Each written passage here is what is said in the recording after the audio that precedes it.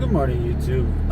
Today I decided to talk about what it's like to actually drive a modified car in general. This is a very broad topic.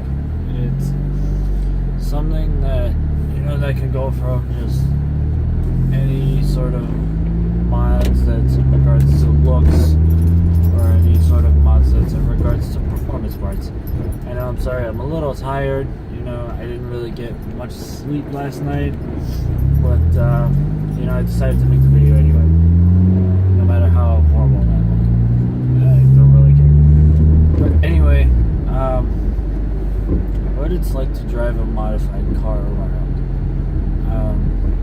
Generally, if it's meant for looks and it looks really great, sometimes it's not very pleasant to drive for a couple reasons. One, your car may be too low. You'd have to do extra things just to get around a certain thing. Another thing may be, even if it does look nice, one second. Yeah, sorry guys, I had to take care of something. Even if it does look nice, a lot of times it's not as pleasant to drive.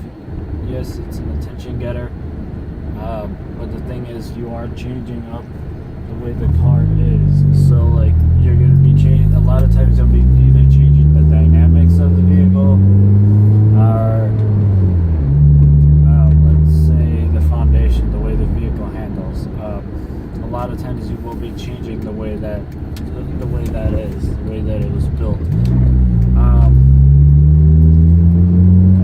So it might not be able to handle that very well. So a lot of times you'll get something that's very off-centered, or sometimes you're gonna get an unpleasant ride. Let's say you drop your car to the ground. You're gonna feel all the bumps. You're gonna have to go around a lot of them, and you're gonna hear scraping a lot, depending on how low you make it. Or you can't even go up certain hills or something with it because it's so low.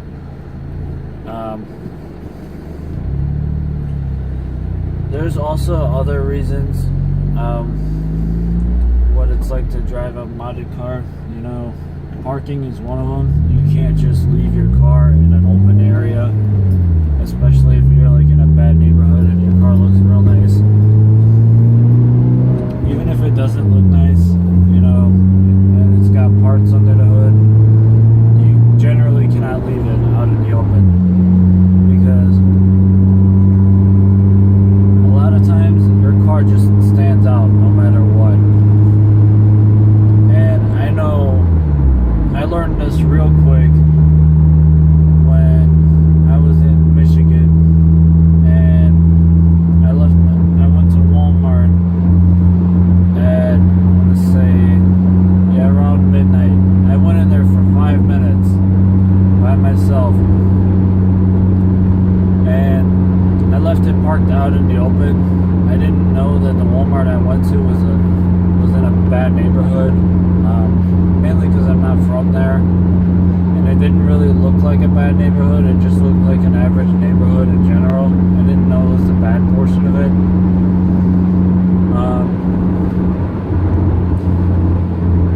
So I walked in there, came out literally 10 minutes later, and I saw I saw a minivan with a guy in the driver's seat of the minivan with the car running, looking around, and two guys. One guy was on my passenger door, and the other guy was on my driver door. The second the driver realized that I was coming back, I heard his friend, I heard him scream, run the owner's here. And at that second, I saw one guy jump in, and then the other guy that was by my driver door ran around from the back end towards the front of the minivan, because they were kind of backed in. I just parked normally, so they ran ran around my trunk and then jumped in and then just took off. At that point, it didn't really hit me right away, but then I realized it later that my car nearly got jacked, or at least they were trying to break into it because my car is a manual. So I have been in that neighborhood before, but the thing is, I never really knew it was that bad. I never brought my car in there. At least the way it looks now. I brought my car in there before, but not when it looked like the way it does now. I brought it in there when it just looked stock, or it had a couple mods, but not like to the way it is at this second. But other than that, you know, a lot of times you can't really park it in certain areas because it gets too much attention. It generally gets impractical to drive because a lot of times you have to do certain things to